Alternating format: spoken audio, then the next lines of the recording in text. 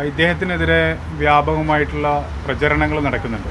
ഒന്നാമത്തെ കാര്യം, അദ്ദേഹം ഒരു മത ഭ്രാന്തുള്ള ആളാണ്. അദ്ദേഹം കുട്ടിയുടെ വിദ്യാഭ്യാസത്തിന് പ്രാധാന്യം കൊടുക്കുന്നില്ല തുടങ്ങിയിട്ടുള്ള പ്രചാരണങ്ങളാണ് പ്രധാനമായും നടക്കുന്നത്.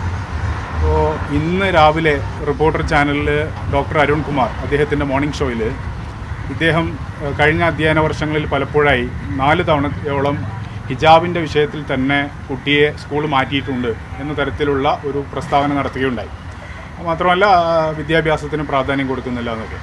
അദ്ദേഹത്തിന് 4 പെൺകുട്ടികളുണ്ട്. അദ്ദേഹത്തിൻ്റെ മൂത്ത മകൾ ലണ്ടനിൽ ക്ലിനിക്കൽ ന്യൂട്രീഷൻ കോഴ്സിന് PGക്ക് പഠിക്കുകയാണ്.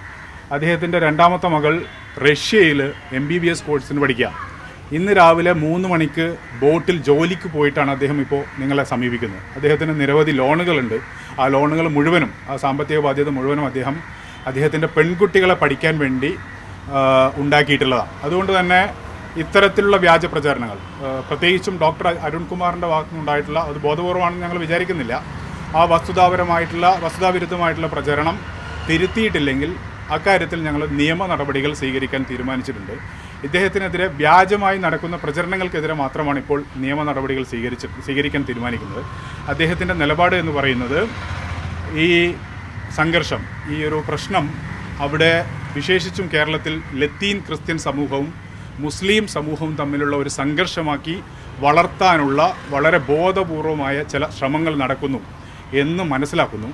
അത്തരത്തിലുള്ള ശ്രമങ്ങൾക്ക് കരുവാകേണ്ടതില്ല എന്ന നിലപാടാണ് അദ്ദേഹം സ്വീകരിക്കുന്നത്. അതുകൊണ്ട് തന്നെ ഇതൊരു സംഘർഷമായി മുന്നോട്ട് പോകേണ്ടതില്ല. അതേസമയം അദ്ദേഹത്തിൻ്റെ മകളുടെ മൗലികാവകാശവുമായി ബന്ധപ്പെട്ട് അദ്ദേഹത്തിൻ്റെ മകളുടെ ഹിജാബ് ധരിക്കുവാനുള്ള വിശ്വാസപ്രകാരവും സംസ്കാരപ്രകാരവുമുള്ള അവകാശവുമായി ബന്ധപ്പെട്ട ചോദ്യങ്ങൾ ബാക്കിയാണ്. എന്നാൽ ഈ ഒരു വിഷയത്തിൽ ഇനിയൊരു സംഘർഷവുമായി മുന്നോട്ട് പോകേണ്ടതില്ല എന്ന നിലപാടാണ് അദ്ദേഹം സ്വീകരിക്കുന്നത്.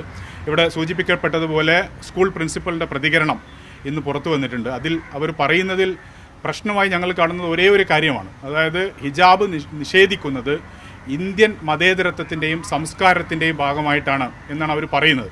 അങ്ങനെ വരുമ്പോൾ നമ്മുടെ മതേതര സങ്കല്പങ്ങളിൽ നിന്ന് പുറത്താണോ ഈ കുട്ടിയുടെ വിശ്വാസവും അവരുടെ സംസ്കാരവും എന്ന ചോദ്യം ബാക്കിയാവുന്നുണ്ട് എന്നാണ് എനിക്ക് തോന്നുന്നത്.